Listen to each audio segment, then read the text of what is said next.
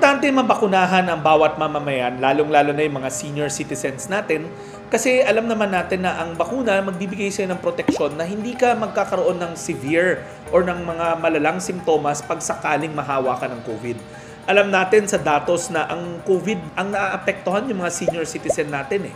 At makikita rin natin sa datos na yung mga sa kasamang palad na namatay dahil sa COVID or yung nagkaroon ng masasamang mga symptoms, karamihan sa kanila mga senior citizen kasi nga alam natin sa ganung edad, mas mahina na ang kanilang immune system.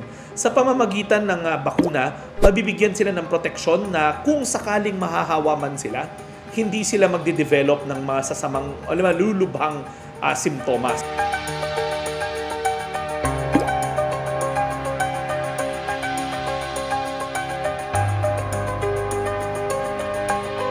Dalawang paraan para magkaroon tayo ng appointment sa ang mga seniors natin para magkaroon ng appointment sa pagpapabakuna. Una, kung kaya nyo, kung may mauutusan kayong apo, anak, kaibigan, mag-login lang tayo sa valtrace.appcase.net kung saan natin kinuha yung mga QR code natin, yung Valtrace QR code. Tapos, mabilis lang yun. 2 minutes, mafi-fill upan nyo, isubmit nyo, nag-register na kayo online pag ginawa nyo yun.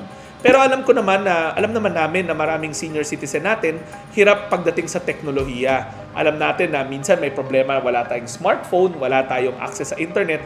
Kaya huwag kayong mag-alala. Sa mga senior citizen natin na hindi nag-register online, automatic kayo na makakatanggap ng appointments letter mula sa Pamahalang Lungsod ng Valenzuela dahil ginamit namin yung listahan o yung talaan ng Office of the Senior Citizen, yung OSCA.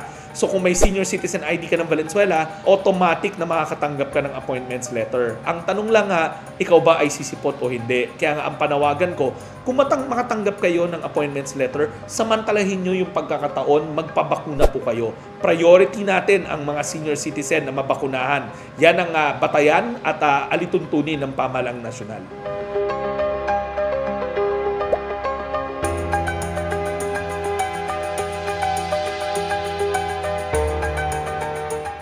Pag sakaling mag-absent kayo, hindi kayo nakadalo sa appointment nyo na nakatala that day, huwag kayong mag-alala. Iikot ulit yan, masusulatan pa rin kayo ulit at mabibigyan kayo ng pangalawang schedule.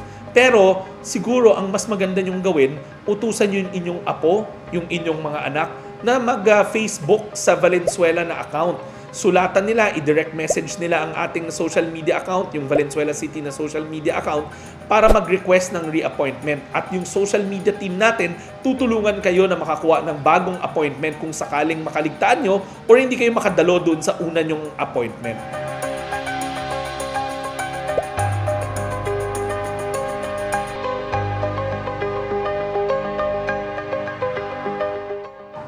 Sa mga mahal nating mga kasenyoran dito sa Valenzuela City, sa mga lolo at lola natin, mahalaga kayo sa amin. Importante na mabigyan kayo ng sapat na proteksyon para makabalik na kayo sa normal nyong mga buhay. Ang pagpapabakuna, unang hakbang yan, pero yan ang pinakamalaking hakbang para makabalik tayo sa mga dati nating mga buhay. Alam ko marami sa inyo, miss na yung makita ang inyong mga apo ng pisikal, miss na yung mayakap ang inyong mga anak ng pisikal, miss na yung mga dating nakasanayan nating mga handaan, na yung mga anak nyo, yung mga kamag-anak nyo, yung mga kaibigan nyo. Alam ko, miss nyo na rin gumala kasama ng mga iba pang mga senior citizen ng Valenzuela.